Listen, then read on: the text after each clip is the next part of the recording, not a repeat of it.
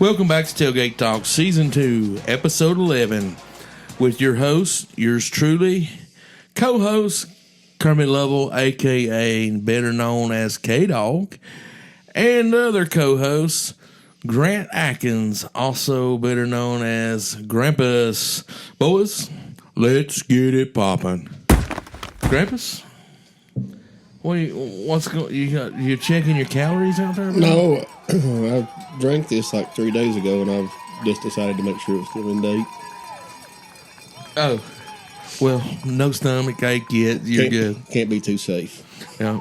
Kermit, how are we, buddy? Woo! We're ready to get it, baby. Kermit is ready to get it, folks, and everything. We got an exciting episode for you this week, and we're going to get it kicked off right here with the Week 7 college football recap. And we had number 18 Utah and Arizona State. Scataboo. That's all man needs to say about this snake, Grant. Scataboo. That kid is...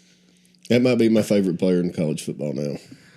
They call him a wrecking ball, don't they? Kermit, what do you think about Scataboo? Oh, you gotta love old Scataboo.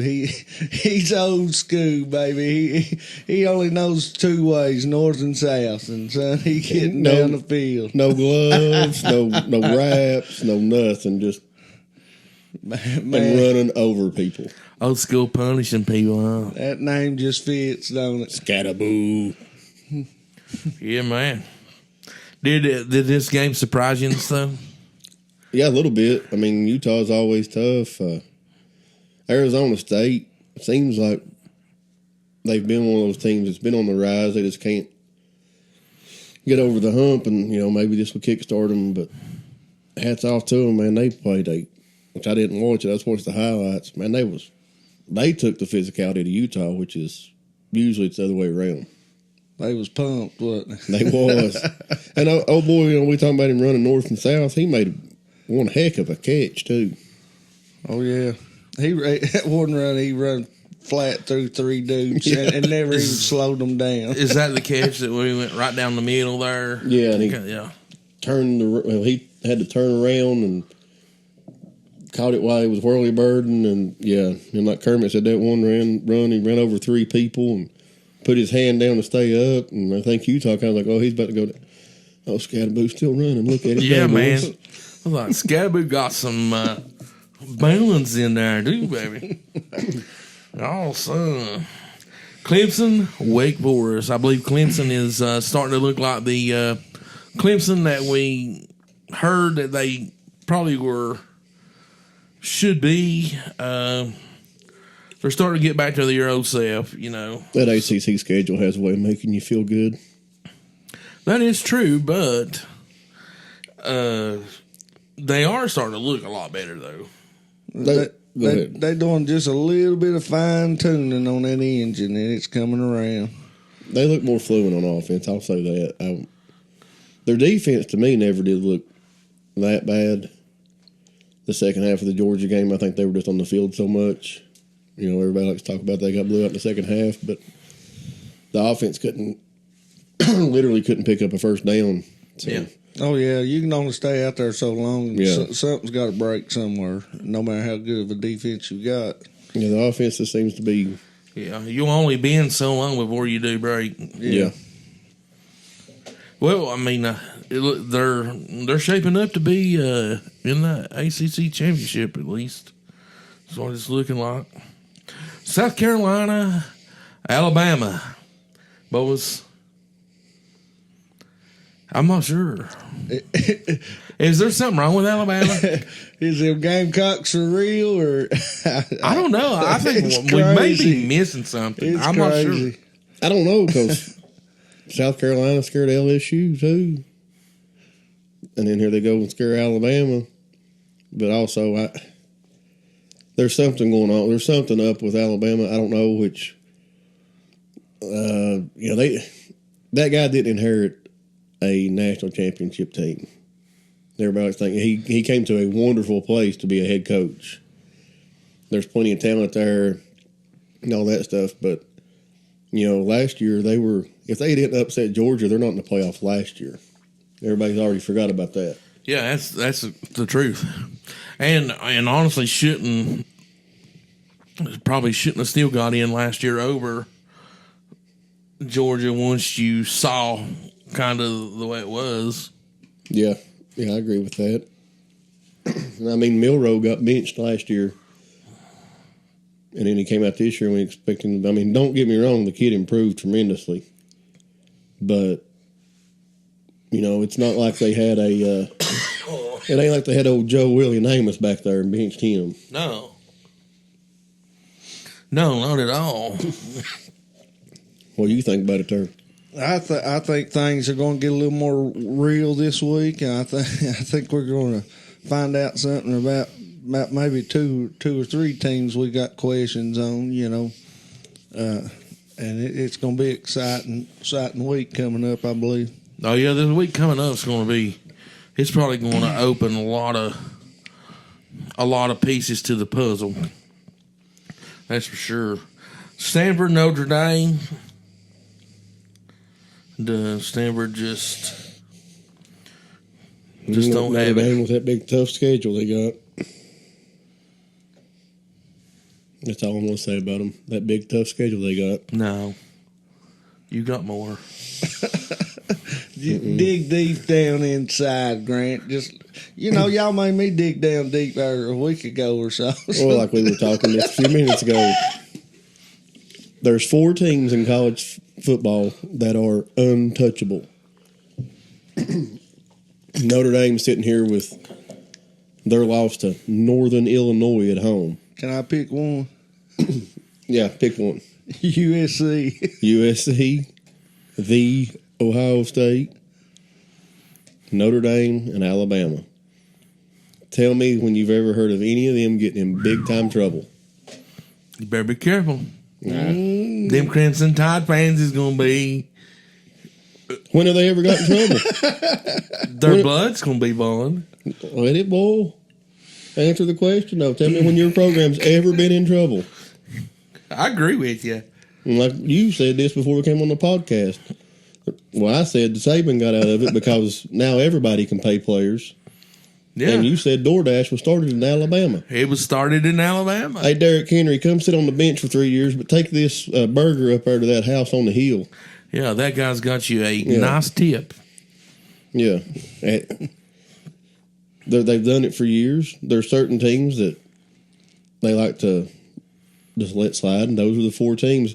USC got in trouble. They didn't lose anything other than Reggie Bush lost his Heisman. Ohio State got in trouble back with Jim Tressel. He was already gone and couldn't coach for a year. And those guys that did that were graduating.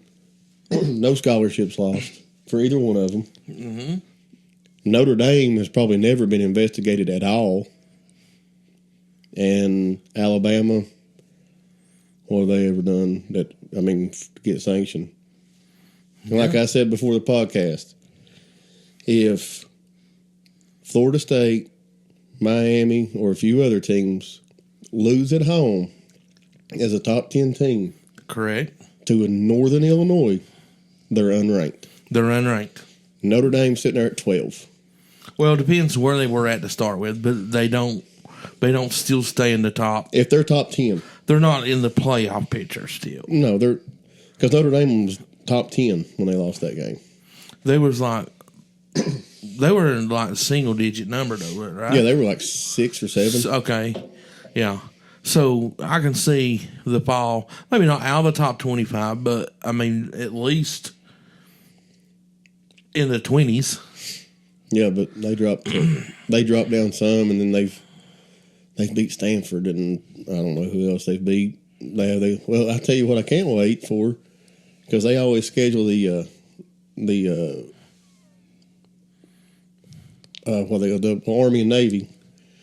They always schedule them because it's tradition here at Notre Dame. We've been playing them since 1862, and both of them are undefeated. Yeah. And ranked in the top 25. And both of them run one of them offenses that you only see once. Yes. Yeah. That'll be tough. You can tell it's rival week, ain't it? Grant's blood's a boiling, baby. I'm loving it, man. But I tell you all that though, I just think how embarrassing it would be to be the man that had to go get the trophy, the Heisman Trophy from Reggie Bush, like that had anything to do with him winning that trophy. Yeah, like we said before, he could have been playing at Wyoming that year. He's still the best player in the country that year. Yes, he's still, yeah, absolutely. Like Travis Hunter this year. I don't care what anybody says. That's the best player in the country this year. To do it on both sides of the ball. Yeah.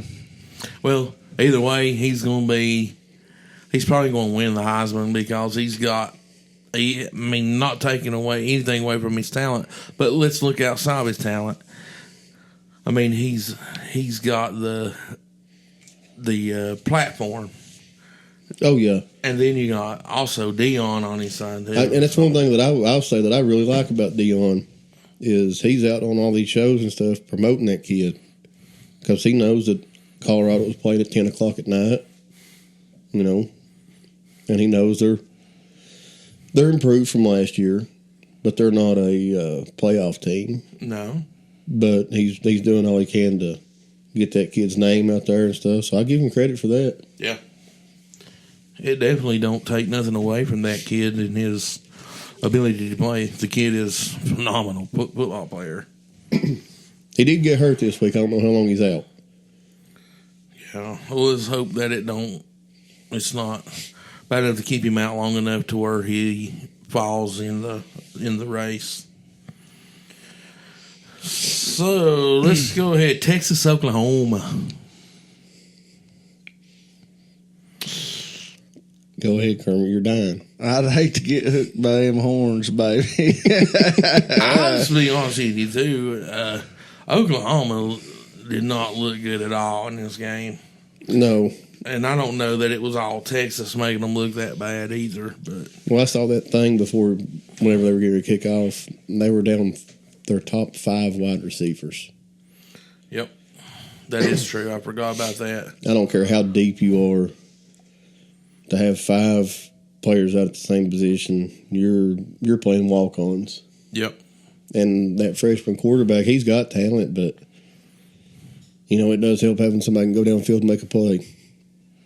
And as good as Texas was last year, and them to come back and looks like just as good, if not better. Oh, Texas! Oh man! In my opinion, just the eyeball test, you got Texas and everybody else. Yeah, so far, I mean, Texas has probably got their biggest test of the year coming up right here, though. Yeah. You're really going to see where they stand in the SEC because they're going into Georgia and it being rowdy, There'll be another big test at the end of the year. A lot of people don't, because it's been a few years, but them and A&M hook it back up at the end of the year in A&M. Yeah. And a lot of people, we grew up know what that rivalry is. And A&M would love nothing. The first time playing them in the SEC, first time playing them in years, and at home, to just wreck their season. And them probably, if they win this week, still being the number one. And I feel like even if they lose this week and win out, they're still easily a playoff team. They probably are. Unless. But if you're A&M and they're coming in that number, that's even more moto. Mm-hmm. That's even more motivation, son. Louisville, Virginia. Close one, but Louisville pulled it out. Man, Louisville's got such little receivers, man. But them guys can fly. Always do. We always do. Fly. Penn State, USC. This was a good game right here. Real close game. It's closer than I thought it would be. I thought USC would play them hard, it being in California. But I figured Penn State would pull away in the second half. But, man, USC hung around, missed a field goal in overtime. Yeah. I've been real impressed with USC's defense this year. I mean, they have finally got, at least they're showing some aggression and stuff, like being physical and stuff. I just love these nifty lines, man, because they just, a lot of times they remind me of old school ball. You know, they remind me of Virginia Tech a lot when, you know, back in the 80s and early 90s, you know. They just bring in dudes, man, that just want to play ball, just dogs. You know, they may not have the highest ranking or anything like that. They're not KDawgs, though. Yeah, but they bring in dudes that just want to play ball, and I love watching them. They've got another guy that I know you like him, that big number 44. Yeah. And he's a sort of a jack of all trades for him. Play some tight ends, some fullbacks, some wings, some tailback. And it's pretty cool seeing a big 44 running down the field. You just gotta love that old blue collar ball, though, man. It's just awesome. Seems to be making it. Like, we've talked about this. It seems that it's coming back to that straight ahead physical running style. Yeah, you see a lot. 2-3 yards of cloud of dust. We're gonna pound you all night long. Just where you at. He does that, Kirby. You like right back in heaven. What's your baby? Yeah, man. All he needs is Nebraska to start running the triple option again. What the world? Well, one thing about it, you know, I've heard that saying all my life. You know, 2-3 yards of cloud of dust, and well, if you ever come to Appalachia in the 80s and 90s, you'd know where that saying come from, because there wasn't no grass on that field. It wasn't absolutely nothing but not dust and rocks. Absolutely. A funny story about that. I remember reading the paper. I think it was whenever Tom passed away. And they'd interviewed some of the former players, and I can't remember who it was. I want to say it was one of the Mabes. Chris May, probably. But they asked him, just give him a story that, you know, would tell what Tom Turner was all about. And they were playing Virginia High. And it was like the first game of the year down there at Appalachia. And the officials stopped the game to let him get a drink of water. And whenever Appalachia got to the side, he was walking to the sideline. He walked up there and held that referee. The referee said, "Give him some water." Tom said, "I give him water on Wednesdays." Chris Page said, "We always stayed on the field because we knew better to go to that sideline." He said, "And knew right then we had Virginia High beat." Yeah.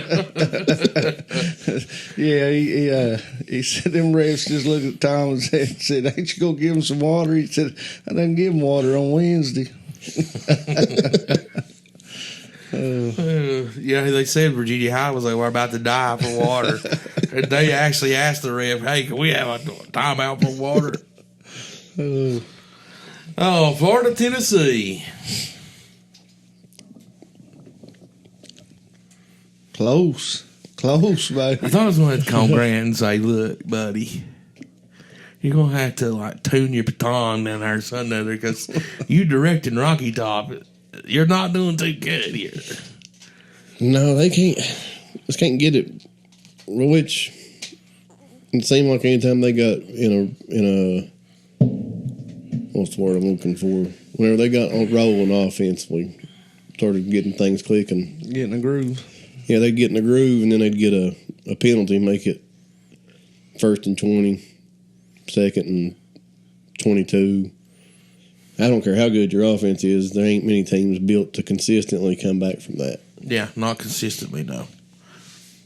But do you feel like, I guess we all three can sit here and agree that at halftime the game should have been a little one-sided in Florida's favor?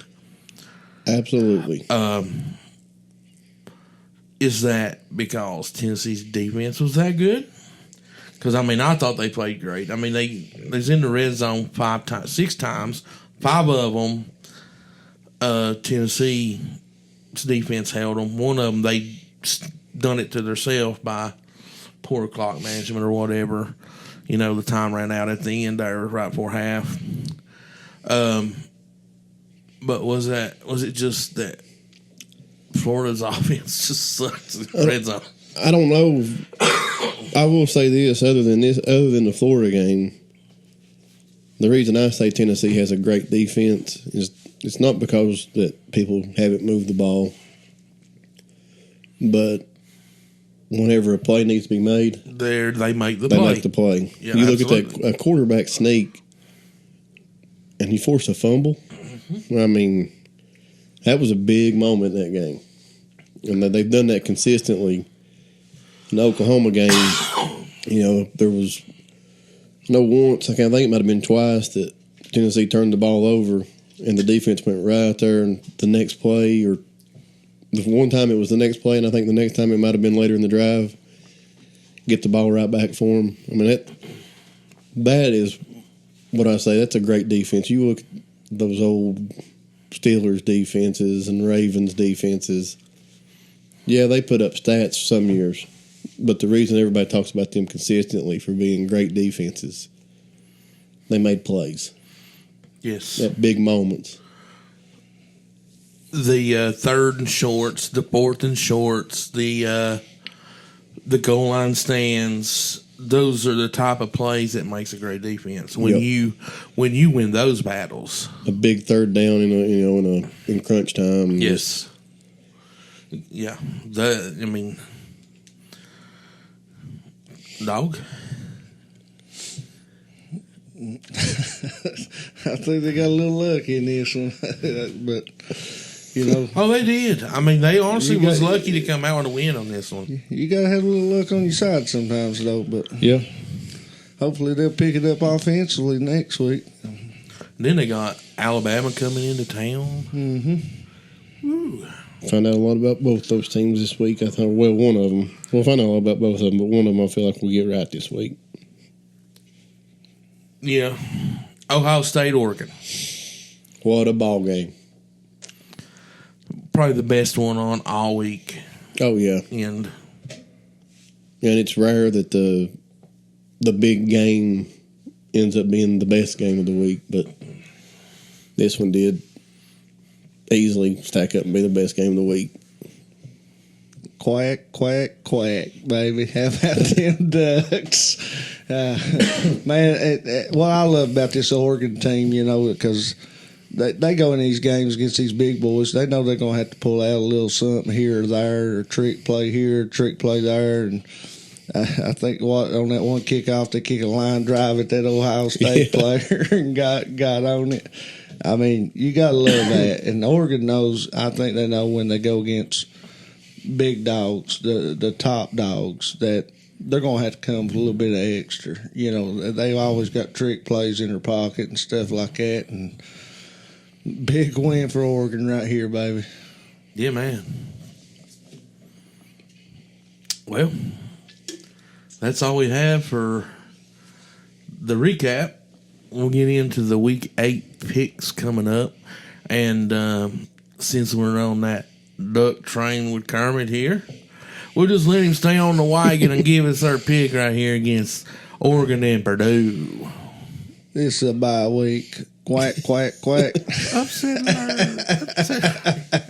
I agree. Go Ducks. I agree with Kermit. Go Ducks. You mean, boys, there ain't going to be no upset alert in this one? No. Not a chance. I'll take the Ducks as well. Oklahoma State, BYU.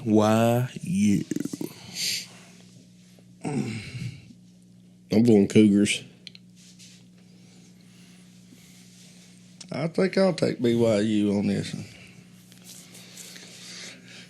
Now, this is one of them coin toss games to me. Hey, Oklahoma State's not bad, but BYU just seems to be more consistently playing at a higher level. Yeah, they're not playing bad football this year for sure. No. I like the BYU myself. Auburn, Mizzou. Boys, is this the one where Auburn gets one? Well, I'll tell you what, I'm going to pick first on this one. And I can't be wrong because I'm going to go Tigers. Go Tigers, baby. Where you going to have to pick which Tiger? Oh, Lordy. I'm gonna go for Auburn in this one. So you're going with the Alabama Tiger. Mm-hmm. Auburn will get somebody. I don't think it's this one, though, because it's at Mizzou. So give me the Mizzou Tigers. I mean, to be honest with you, I hope they both lose in this one. Honest to goodness, I do. You love them Tigers. And it doesn't matter. If I pick Auburn, Missouri's going to win. If I pick Missouri, Auburn's going to win. We'll pick Auburn. Or pick Missouri then. That way Missouri wins. And I'm right. So you picked who? Mizzou. Well, then I need to pick Auburn. That way you can get it right. Yeah, pick Auburn. All right, I'll take those Alabama Tigers too, dog. Oh, man. Miami, Louisville. We gonna wreck it, rag wagon. Does Louisville make a... Do they pull off the miracle here? I'm not saying it would be much of a miracle, to be honest, but... It's at Louisville, too. That's a tough place to go play. But I'm rolling with the U, baby. The U's back, as Grant would say, baby. Yeah, we're going with the U. I'm going to go with Miami, too. But I wouldn't be surprised to see Louisville make this a heck of a ball game, if not pull an upset here. Yeah. Virginia, Clemson. Come on, dog. Go Tigers! Oh, come on. I thought you were going to go, ooh. No, I'm not a chance. You remember Vince McMahon's theme song in WWF, don't you? That's how much of a chance Virginia has. The only time I would even root for Virginia was, a long time ago, before Thomas Jones, when they had Tinky and Rondy Barber, and I just loved them two twins right there, and then. Yeah, I root for them a little bit when they had Thomas, unless they was playing Tech. So you rooted for Thomas? Pretty much. Thomas have a big game, but Tech needs to pull a win. Yeah. You got to root for your hometown boys. Yeah, I'm going with Dabo Sweeney and the Clemson Tigers. Nebraska, Indiana. Indiana's undefeated, right? I don't know that they're were they undefeated? I know they're ranked. I think they have one 15th. loss, maybe. But they ain't played nobody, so. Nebraska's got 2 losses? Yeah. I'm just going to go Nebraska, and I'll let Grant explain why here in a minute. Nebraska's got 1 loss, and Indiana's undefeated and ranked 15th. But Indiana has played UVA Wise, Furman, and probably 2 or 3 other teams out of the SoCon to get undefeated. But I'm going to go Nebraska in this one. I think this covers that 3 yards in a cloud of dust, baby. And if you've watched Nebraska, their defense is really close to wearing them black shirts under them jerseys again. Ooh. And it's dangerous when that happens. I love that. I mean, if that happens, I will have me another Nebraska hat. And I will wear it proudly. For people that are listening don't know, back in the day, Nebraska physically mauled people. Absolutely. And their Huge defense was lines. called the black shirts because they all wore black shirts under their shoulder pads. And they set the tone for the rest of the team. Yes, sir. Smothering defense. Smug. Grant's bringing it back. I love to watch them teams like that got a defense that just flies around. Oh, yeah, absolutely. Yeah. Well, boys, I got the Corn Huskers in this one, too. South Carolina, Oklahoma. Is this the one that... Is this really an upset if South Carolina wins, though? The way they've been playing, I wouldn't think so, but... Do you think it's an upset if South Carolina wins? Yeah, I'd still say it was a little bit of an upset. But I'm going to go Gamecocks, baby. Woo! You know what I think? I'm gonna jump on that Kermit bandwagon and go with the cocktail. Well, you can get in the chicken coop with him if you want to, boys. I'm going with the Sooners. I'm taking the Sooners right here. Alabama, Tennessee. Big game right here in Knoxville, Tennessee. And I'll be honest with you, Tennessee needs this game if they're going to stay in this playoff picture. Yeah. Both teams need this game, really. I think it hurts Tennessee worse than it does Alabama just because it's a home game for Tennessee to lose it. And the one loss that Tennessee has is I don't know if it's worse than getting. Well, I'm not Vandy now, but either way, both of these teams need this game. It's a rivalry game, and I think one team is going to take that step in this game. I just don't know who it's going to be. I don't think it's a close game. It may end up being that way, but I don't think it's a close game. It's Tennessee, Alabama. Even when, what was I just think this is the week to where one of these teams puts it all together and separates themselves. If Tennessee wins this game, they're going to win it by 14 to 21 points. And I think if Alabama wins this game, it'll be 14 to 21 points. What was the guy's name that was coaching there before Pruitt? He was the guy who used to brick by brick. What was his name? That's how much I thought of him. I can't remember his dang name. I thought you were just playing. No, he doesn't. But even whenever he was there, they played Alabama tough. Grant, you're a Tennessee football I am, but I can't remember. That's how much I thought of him. I don't remember his name. But anyway, I'm just going to let you sit here and have to think about it. No, he's the guy. I remember me and you say, I guarantee you walk in his office, he's got every motivational quote ever hanging on his wall. Oh, yeah, absolutely. Well, he ain't there. Josh Heupel is. And they couldn't beat him with him. They couldn't beat a lot of teams with him. Heupel's beat him before. And I wait for it being in Knoxville, 3:30 kickoff. Give me Rocky Top. Give me Rocky Top. Is he talking about the coach that come from Cincinnati? Yeah. Yep. I don't know his name either. I can't remember. Oh. Well, I can tell you one thing. One of them's going to lose, and I guarantee you neither one of them wants to lose this one. It's a must-win for, I think, both of them, really. Man, I just don't know.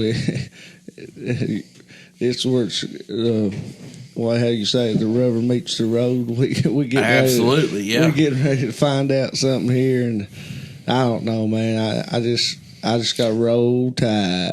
I will say Alabama's favored by 3. I'm rolling with the Tide myself. Michigan, Illinois. I know where Kermit's going.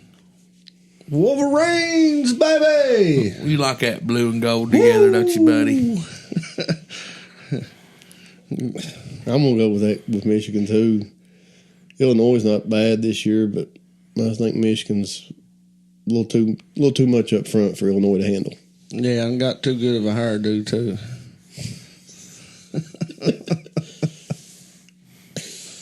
I'm going with the Wolverines. Notre Dame, Georgia Tech, boys. This is the type of game Georgia Tech loves. But they're playing the Fighting Lou Holtzes. How can you say that? You can't catch them leprechauns. That's right. That's why I'm going Notre Dame. Well, you go Notre Dame. I don't care if Notre Dame was playing Rye Cove. I ain't picking them. Nah. I wouldn't pick them either if they was playing Rye Cove. Them War Eagles is bad, man. I believe the War Eagles go down there and beat Graham and Union. Kermit. Okay, y'all. I'm just throwing that out there. Don't take it serious. But I don't know, man. I like it. I like it. I like that Georgia Tech wrecking crew, man. I'm going to go Georgia Tech in this to whoop him little leprechauns. I'm on Grant's wagon this time. Yeah, man. Oh, son, you gonna ride her to the scene of the crash, ain't you, baby? We're going to wreck it, baby. The only good thing about Notre Dame is their fight song. I love it because it's the same as my schools. It was the same as the school that is no more that I went to. I think when we played back in the day, it must be the only song around because I think every school played it. It used to be, like, for sure. Georgia, Texas. Big game of the week right here, boys. This is where Texas can prove if they're the real deal or not. It's also where Georgia can prove that the Alabama game was a fluke. Absolutely, I agree with that. Well, I'll say But this. does that happen? I will say this, though. I was born a dog, raised a dog, and always will be a dog, baby. But them big horns gonna catch that dog this week. Texas gonna roll all over Georgia. I think Texas wins this game too. I think there's always, everybody talks about the playoff and stuff and BCS and all this all through the years.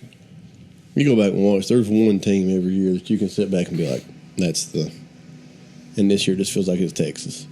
I agree with that. It does feel like it's Texas. But I was going to go with Texas, but I'm going to tell you right now. Hang on a minute. Oh, yeah. I thought I heard that outside here. I hear the dogs are barking. And so they got their bark gone before their bite, and I'm going with the Georgia Bulldogs. That's actually the Coyotes on the hill. It probably is. All right, boys, that's all we have in the college football. We're going to turn our attention now to the high school football. And last week's recap, we had Y Central and John Battle. Y Central laid it on them, boys. My God, them good guys, buddy. I'm telling you, they come out and lit its world up, son. They put it all over John Battle right there. You know, good job for the good guys. I don't know how you can say that with a straight face. It's wise. It's not the best of straight, but it is straight. For Kermit, that's straight. Yeah, it is straight, I guess. What the world? What the world happened there? I'll give credit.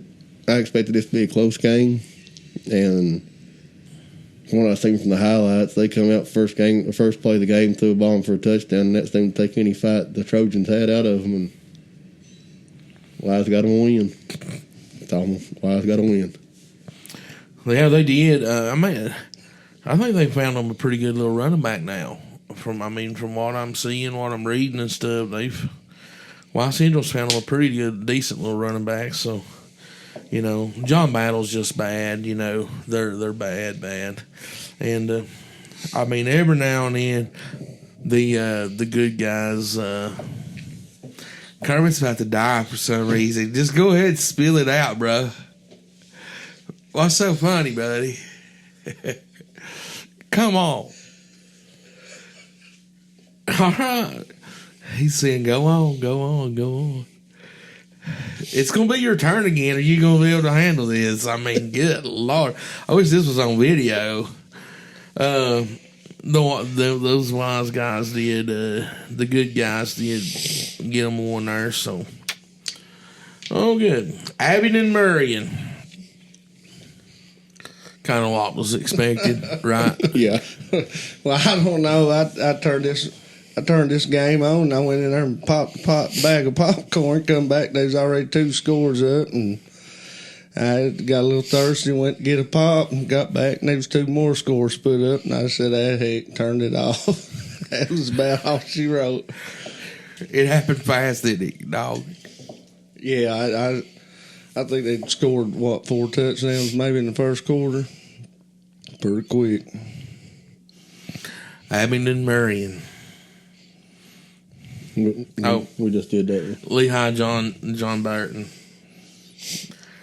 John I. Burton. This one baby. went the way I expected it to. I just think Lehigh has they got a lot of speed on that out there, out wide, and a lot of people don't realize just how athletic they are out there. I mean, I think right now what's hurting Lehigh more than anything is their offensive and defensive lines. Their line play, yeah. If if they give just a little bit of time, man, which you could watch it against Cove, or there was times they was 3-4 dudes streaking it downfield wide open. What helped Cove was in the red zone against them. You use that 12th man, that end zone line back there, and they couldn't get away from them then. But yeah, Lehigh's got some talented receivers. They really do. Fast guys. This one surprised me, and I thought Burton would play him tough for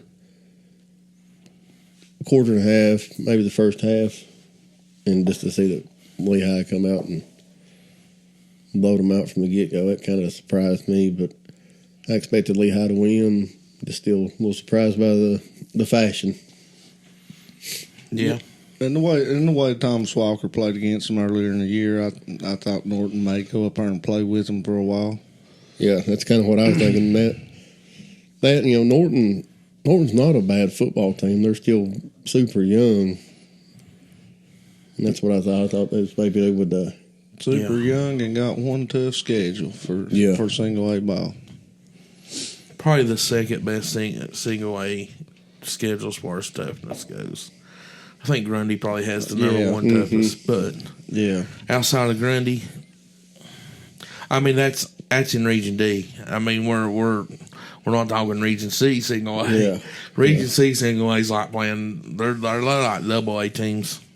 Because that's mostly what they play is double A and triple A teams up in there. Thomas Walker Hurley. Thomas Walker, I think they've lost their stud, Mr. Norris. So they lose him on the way. No, I mean I think he got hurt like the week before this game.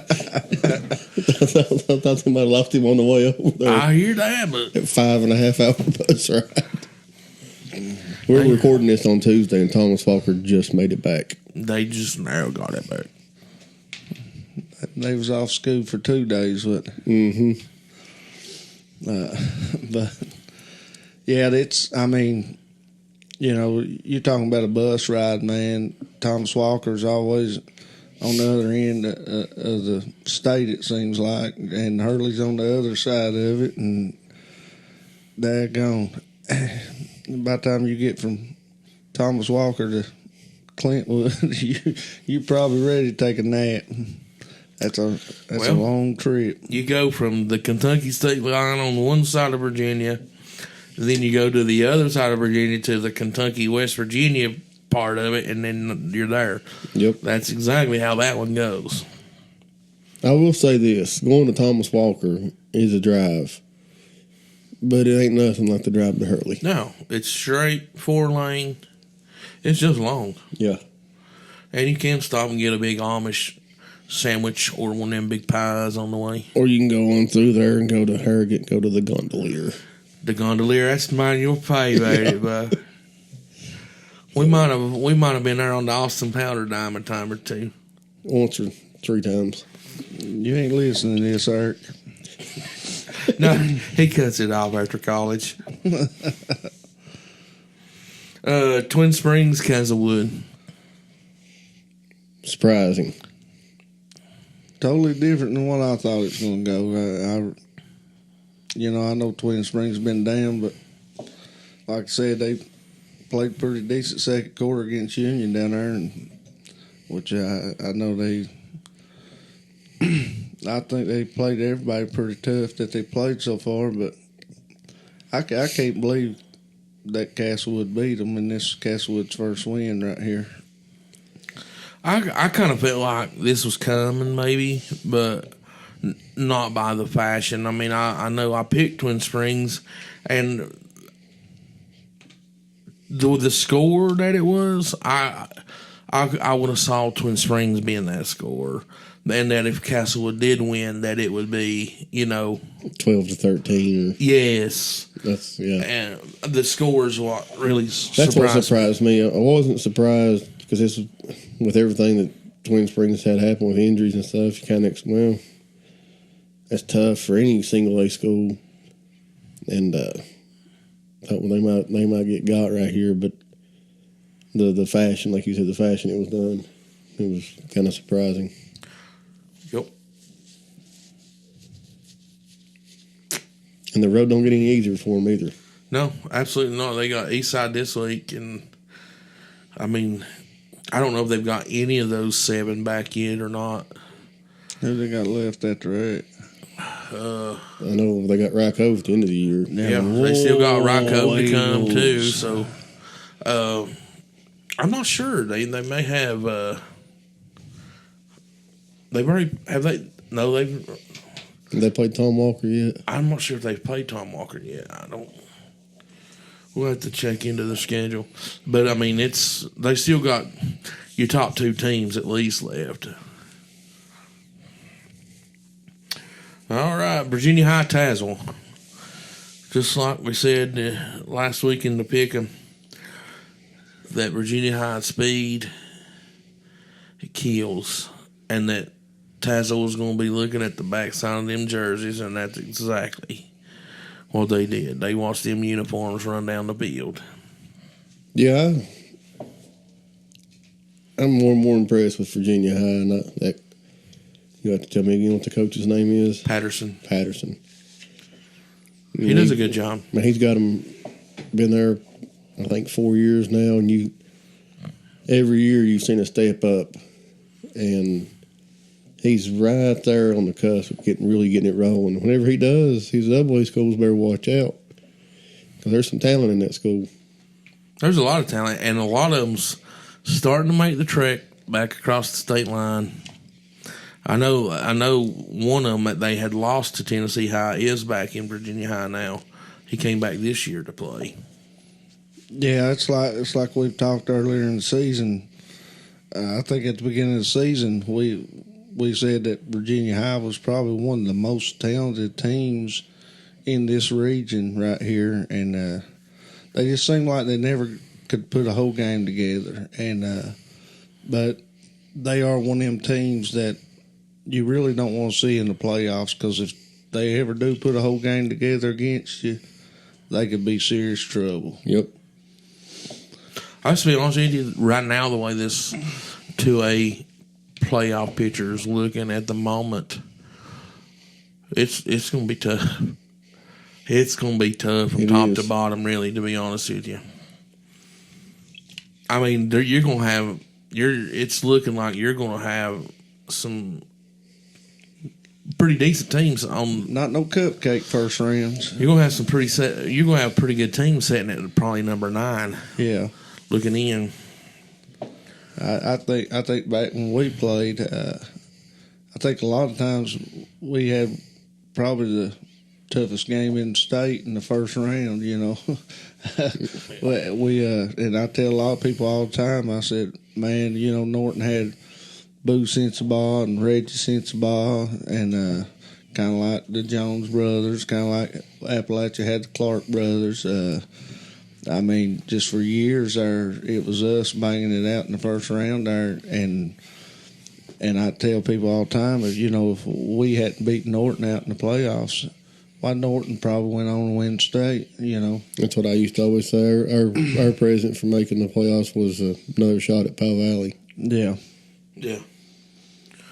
Yeah, and there's probably a lot of people felt that way, I mean, that was really what, because the way they did the seeding and stuff back then, if you won your district, you were automatically hosted and were a higher seed.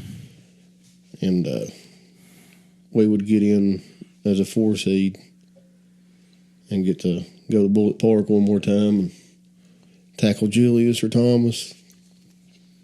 Heck yeah, baby. Oh, yeah. Then you have Hayside or somebody sitting over there at 5-5 and won their district in a 2 seed. Oh, yeah. Grundy, Twin Valley. I mean, really, we've all gone that Grundy train. Yeah, Twin Valley. They don't even know if they going to have enough kids to keep a football team for one more season after this before they do combine. So I hope they do. Because it'll keep them kids kind of Involved. And then when the new school opens, at least they won't have a year away from the game. Mm-hmm. It'll keep them in. Patrick Henry, Holston. A little surprised by this one. I know y'all. I think both y'all picked Holston, didn't you? I think so. Yeah. This one surprised me a little bit. I figured Patrick Henry's line play would eventually take over, but give Holston credit. Big man's in a boot. Yeah. Yeah, I mean, that makes a difference, but they still got 4 other ones that are pretty tough. But they don't pull the way this young No, does. they don't do that. And that's the thing. That's been a big difference maker in their running game. This kid's 20 yards down the field. He don't just pick up one, but he rolls that guy, and he's going down through there and picking up another one. I mean, that's a big loss to him. But, Patrick Henry is Patrick Henry, and they'll get it figured out. I believe. What do you think, dog? Yeah, they'll come back. I mean, they'll be ready for the playoffs. And I definitely wouldn't want to see them in the playoffs. No. Well, I think they're on the bubble now, too, so that's the What do you same. think about you looking, like we were talking, you're looking at Grundy and probably now Patrick Henry being your 6, 7, or 8 seeds. Yeah. This week's updated one won't come out till tomorrow, I think. Tomorrow, Thursday, 1. But, I mean, looking at last week's, I mean, yeah.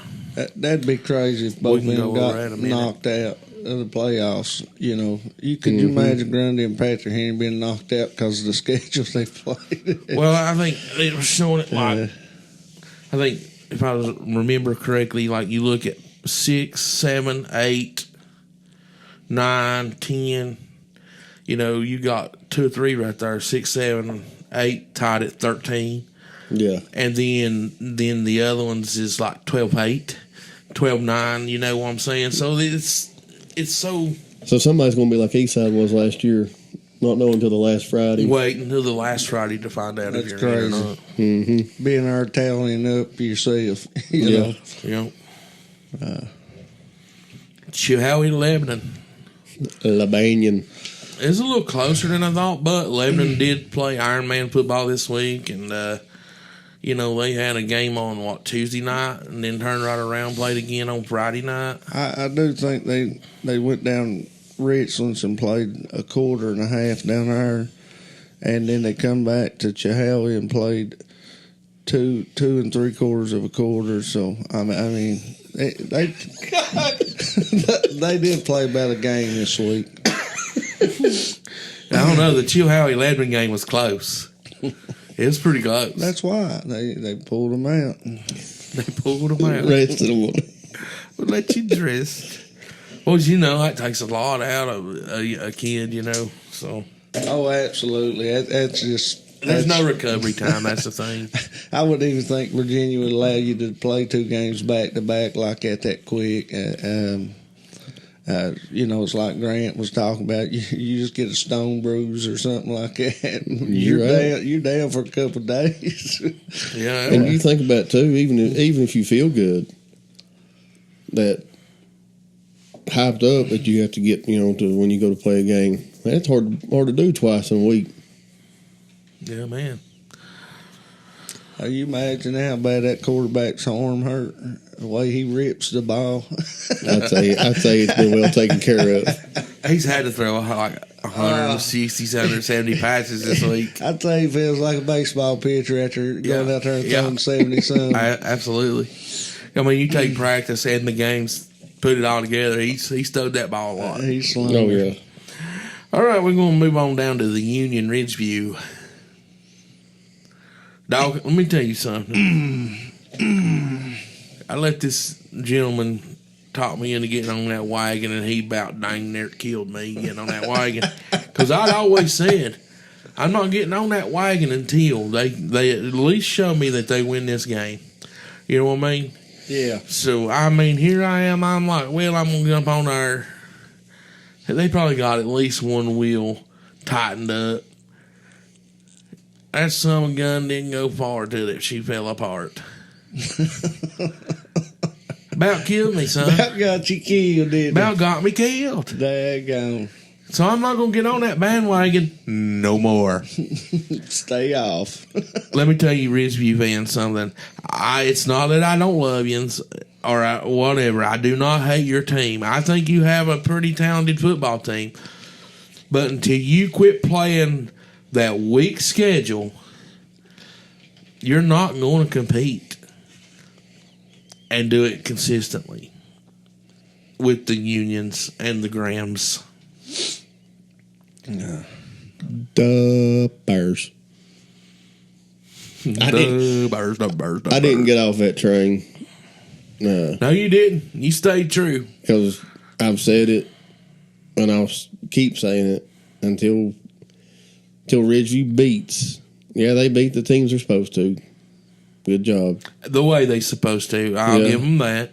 But until they show me that they can beat the Unions, the Grams. Well, in all honesty, it's just daggone hard to play a half a game for 6 weeks and then have to try to turn around and play a full football game. Yep. And the pressure's a lot different on you, too, you know. Because the first thing they say is what? Well, it was close at halftime. Yeah. Yeah. Well, that's that half you're used to playing. You're not used to playing that second one. Yeah, it's but I mean that just goes to show you that the physicality, you know, of tackling somebody like Keith Chandler is a lot different. I mean, they was dudes wrapping around his waist, and he was just slinging them off like tails. I mean, they was hitting them in the backfield, and he just running right through their little arm tackles and slinging them. It reminded me, you know how when you was little and one of the big kids started spinning that merry-go-round? Yeah. And he spun it so fast that you couldn't keep up with it. Then when you reached out and grabbed a hold of that thing, it slung you and threw you plumb across the somebody was fixing to go flying. That's what you're trying to say. Yeah, man. That's about what it looked like up there, man, with them kids trying to come in from the side and wrap them up. And you saying he looked a little bit like Scatterboo. Scatterboo. Oh, yeah, he looked a lot like Scatterboo. But I'm telling you, man, you know, if I woke one bear up last week, I definitely woke Keith Chandler up, because it's kind of like Heather said when she was doing the game there. She said at the end of the game she couldn't say no more about Keith. She's like, well, what else can I say? It's Keith Chandler's world, and we're just living in it. And she wasn't wrong. Man got 2 interceptions. You know, could have had 4 touchdowns. They called one back for some stupid penalty or something. But yeah, it's different when you're tackling a boy like that. Yep. Now, I'm not saying that this game don't help them get ready for Abingdon. Yeah. I mean, now this game right here can have them a little more ready for Abingdon. Do they beat Abingdon? No, but I think this game helps them maybe play Abingdon a little better. But you gotta drop a single A school and pick up a tough double A school or something in there to get ready for this, because not only do they not do it in the regular season, but consistently they don't do it in the postseason either. Well, it's kind of like we said about Union too. You know, a couple of years ago it was Thomas Walker. This last 2 years, it's been Twin Springs. They usually pick out one game like that, and what that does is, and they do it right in the middle of the season, and it kind of gives you a bye week for any of your kids that's hurt, banged up, and that you don't have to worry about going out there and playing that kid that week. And you need that when you play Science Hill, Graham. Yeah. When you play these teams, like, you know. To me, it looks like they're worried more about the win-loss record versus winning championships. You know what I'm saying? Yeah. When we was 8-2 year in, year out, or we were 9-1. You know, so what? If you're getting beaten the first, second round of the playoffs, or you're still falling in third in your district and you blow people away and scored 60, 70 points all year long, what good's that doing you? There's fixing to be a team. There's no excuse that, well, we can't find nobody, because there's a team fixing to come on board that's going to be looking to for a schedule. It'll be right across the hill from them, too. It won't be far. Yep. They can make the trip to Tennessee. All I know, baby. Get out there and play them 4A, 5A, 6A schools. You know what I'm saying? Yeah. You agree, Kermit? Absolutely. I mean, all I know, though, is it's Keith Chandler's world, and I'm just living in it. Definitely in the end, buddy. Rocco Eastside. This game's closer than the score actually indicates in the end. I mean, this was a good game for 3.5 quarters.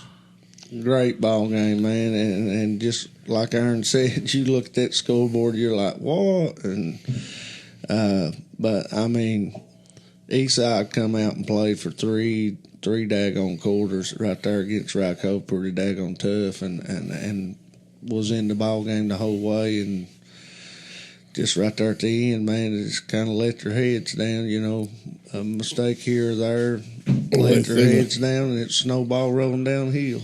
And when it was like one of them good snows where it picks it up and packs on quick. Yeah, they threw that pick six, and at that time in that game, being down 2 scores, you got to go to, I don't know, I hate panic mode, I hate saying that, but you got to go deep in your bag of tricks, and you just got to let it go and hope something bounces your way to get you back in it, get 2 scores real quick. Yeah. And the only way you do that's by going for it on 4th downs, and then you got to step up and make a stop, but give Rocco credit whenever they stopped them and got the ball back.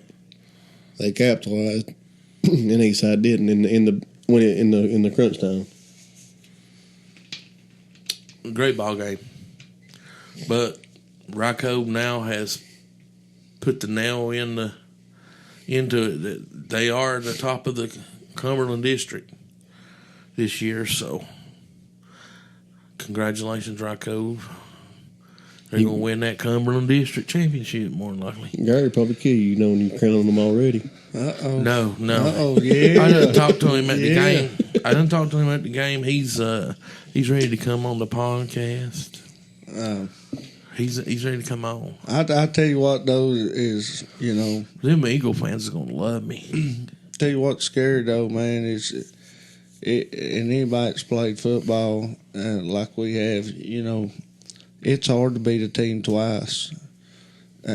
Oh, yeah. And I believe these two are looking right back at each other in the playoffs. I believe they'll find a way. They'll make a way back to each other. You want me to tell you something that's shaping up that looks kind of scary? More than likely, Eastside and Rock Cove is not going to move from their seating where they're going to be at. They're 1 and 2, okay? Right now, it's looking like if Grundy does get in, that they're going to fall at 8 or 7. One of them is going to see them in the first round. Well, whoever they play in the first round, that's the first round playoff game to go watch. Yeah. Absolutely. Absolutely. Because that one will be a daggone barn burner. I like it. You love it? Oh, I love it. It's like I was saying, you know, we played one of our hardest, you know, playoff games first round. Get you ready. Hey, I mean, I think whoever gets them, I mean, it does make them ready for the rest of it. I mean, good God. You talking about a battle. I think it'll be a battle. Well, you come out first round of the playoffs and you have battle and play. Especially the way they do everything now, you know, where it seems like instead of worrying about district championships and all that stuff, they just do it by points. And here over the past few years, they've been doing it like this. We have seen a lot of blowouts in the first round. But you come out and have to battle right out the gate. That locks you in playoff mode, I'm sure. You know, Well, look, last year, Cove and Eastside played that first round playoff game last year. Game could have gone either way up until the last, 4 minutes. And Cove went on a little run. Yeah, they got beat by a really good Homeacre team in the regions, but to have much of that coming out and having to really lock it in right off the bat played into them getting up there because that Homeacre game was close. Oh, yeah. Let's see, what was the first one? 8. The other one was 9 points. Well. All right, boys. We'll get into our weekly picks. Right now, our weekly pick standings, we all went 8-3 last week. Grampus, you're at a 30-5. KDawg, you're at 71-13 now. And yours truly, the Prognosticator, is at 72-12. Leading in here at week number 8. And up first, we have Gate City versus Lehigh.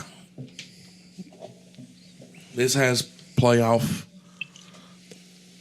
implications on it as well. I'm gonna get serious this week. I got to take my lead back. Get serious, dog. I'm gonna, I know Rock Cove, is the only football team in Scott County, and Gate City and Twin Springs ready for basketball, but Gate City ain't quite so ready. I'll go Gate City in this one. Yeah, I agree with Kerwin. I believe that Gate City comes out and more physical and probably takes that physicality to Lehigh and beats them. Man, they are defensively. I mean, all joking aside, man, Gate City, it seems like year in and year out, man, they show up and hit people on defense, and no matter how young them kids are, that's what really impresses me about them.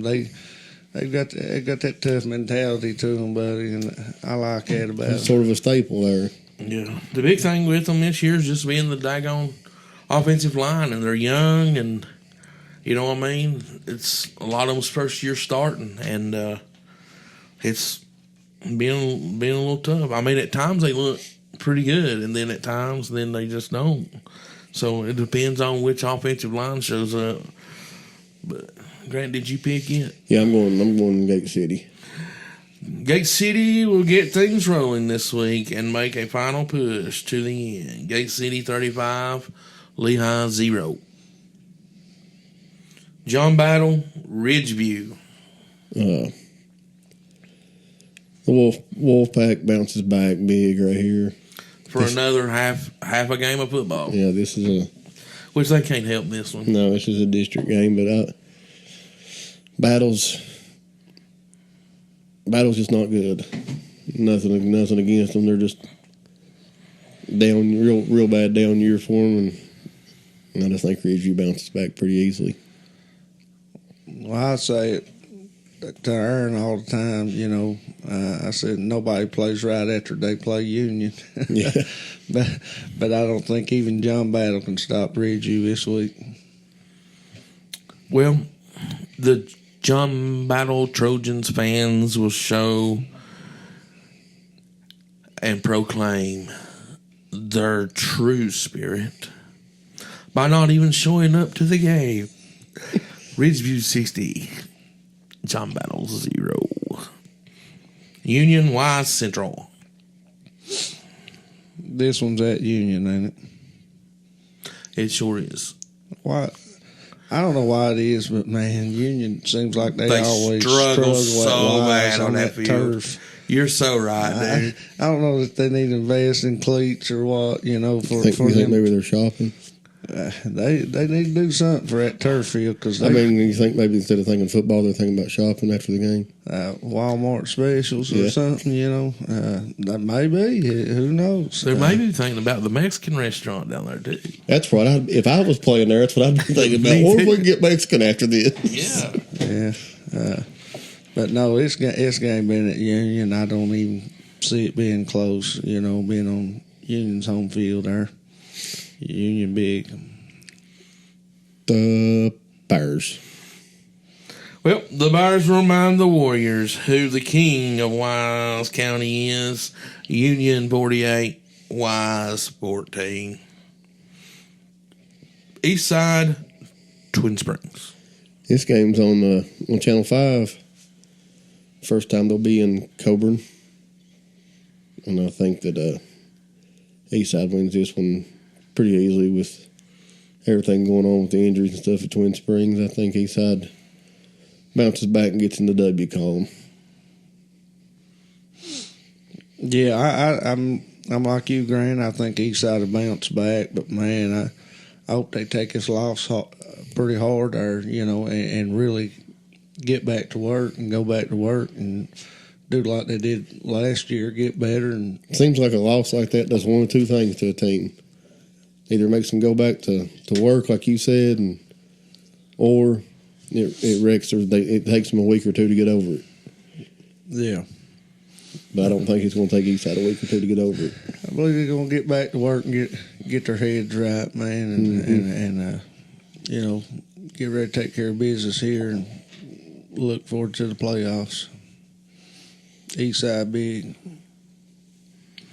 Well, Twin Springs is still battling the old injury bug.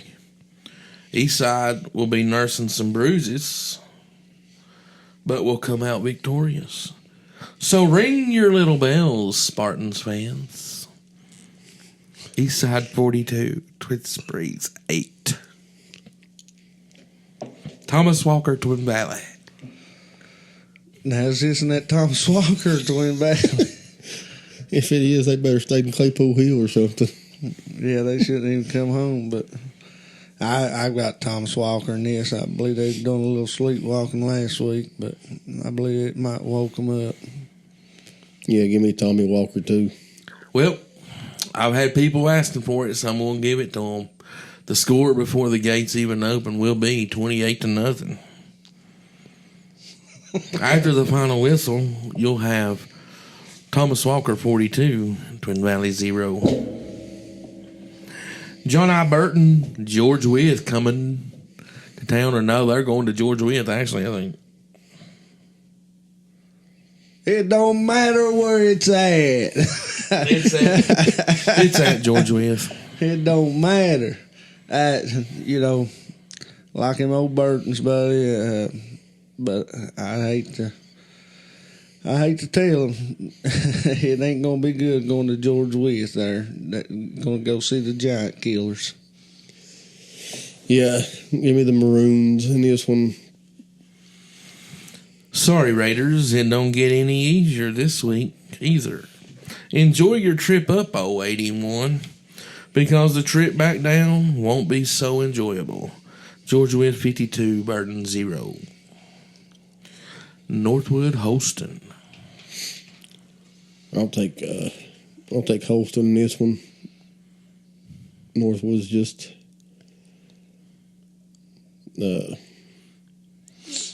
they ain't got a lot of kids, man. That's another one of those small schools that struggles to have kids out. So, but they're doing decent. They are. They're not doing well. I'm pretty sure. Like 500. I'm pretty sure that one of their assistant coaches is named Mark Palmer. What a name! It's big in football. Yeah. Anybody knows anything about Southwest Virginia football knows that name, but I don't know if there's any truth to that or not. That's just. But I think that I think Holston handles them well. Yeah, we wasn't that Holston we went and watched up there at the end of the world. Yes, Cliff. Man, they've got, like we talking about Lehigh. Man, they got speed. They was just like they was just on a different level up there, and I'm gonna go Holston in this game. I'm going with the Cavaliers myself. 28-16. Rural Retreat, Chilhowie. Anybody got a quarter? You don't need that. I don't need no quarter. I was impressed with Rural Retreat at the beginning of the year there. I was pretty impressed with them, and then they kind of let me down a little bit, but I believe they're coming right back. I'm going to go roll retreat big.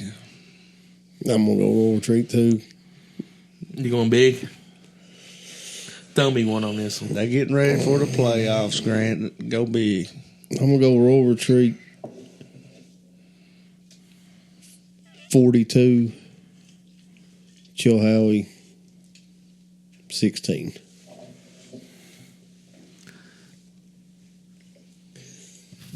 (42-20) rule retreat. Virginia High Richlands. I'm going Virginia High 35-0 at halftime. And then who cares after that? Yeah. I'm not even going to eat popcorn for this game, but If you do, you liable to miss something, bro. I'm going to go Virginia High. Quick feet and sportsmanship will be on display in this game.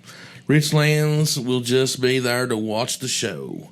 Virginia High 48, Richlands 0. Marion Tazewell.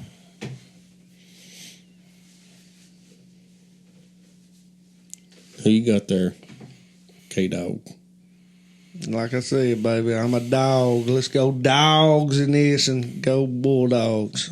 Yeah, I think Taz wins this one pretty easily. I'm going with the Bulldogs in this one, but I think it's a closer game than a lot of people think, and Marion may even win this game.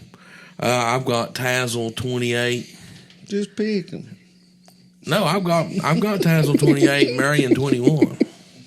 Honaker, Narrows. I know Aaron, this is one of his stump games. He's been doing a lot of trickeration, trying to get him a easy win there, but I don't think this is the one that you want to do that with, Kermit. you know what, man? You know me. I'm gonna go Tigers. How about them Tigers? Honaker. I don't know anything about Narrows. That's why he done it for. I know. But since I don't know anything about them, I'm going to go Tigers. Well, not a bad pick. Not a bad pick at all. And Narrows is liable to win this game, man. They're not a bad pick, but the team that I threw in that y'all don't know nothing about is probably going to win it. They probably are. They probably will win this game. Pick 'em. Narrows is a pretty good football team. Pick 'em. I would. Don't be scared. But we got one more to go. Ooh. I'm going with the give me Narrows, baby. Yeah. Well, we know which one he got us on right there, Curry. Yeah. Lebanon Graham. Well, I know it may sound crazy, but if there's anybody that could probably score points on Graham, it's Lebanon team, man. They love going through the air. I don't think they can handle Graham's power game and all that stuff, but I believe if anybody's to upset Graham, it could be it right here. But I got to go with the G-men in this one. Yeah, Lebanon can throw the ball on anybody if the quarterback's upright. Absolutely. I think that's going to be the problem in this game. I don't think his receivers will have a problem getting open, but I think he's going to have a problem staying off his back. The Amari kid is, he's unreal on that line, number 35. That kid is. So I'm going to go with the G-men. Well, boys, I'm going to put it like this. Given the nature of both offenses, one might expect a shootout. Instead, defense will be a focal point. But Graham's defense falls short. And Lebanon pulls off the upset. Oh. I got Lebanon 28, Graham G-Men 27. Ball game, Yeah. son. Ball game. Better get out your popcorn for this one. It's a blackout too, Oh, man. and it's at Lebanon. But Blackout. I mean, They're believing, boys. Now that's probably the biggest thing you got to have going into that game is somebody that believes. Believe you belong on that field with them. Yes, and they do. They believe it. man, I really believe if they give that quarterback some time, if they can slow Graham's front down, man, this kid could pick you apart, man. We was talking about earlier. Grant was talking about that, being in first and long. First and long ain't nothing for his team. They can be in first and long every play, and they come right back out. We've seen them in 3rd and 40 and come out of it, ain't we, Aaron? Multiple times, and on the same drive. Yeah, I mean, at times they look so good. You say, why even run the ball? They've got some receivers too, man. Because this kid throws the ball hard, and they usually bring it down too. Yeah, man. I mean, he don't just throw no little passes out there to him. He hit you like with darts. Well, that's all we got for this week, boys. Anybody got anything else? No, I'm good. Hook 'em horns, baby. All right. Well, if all minds and hearts are clear, we'll see you on the flip side. Peace.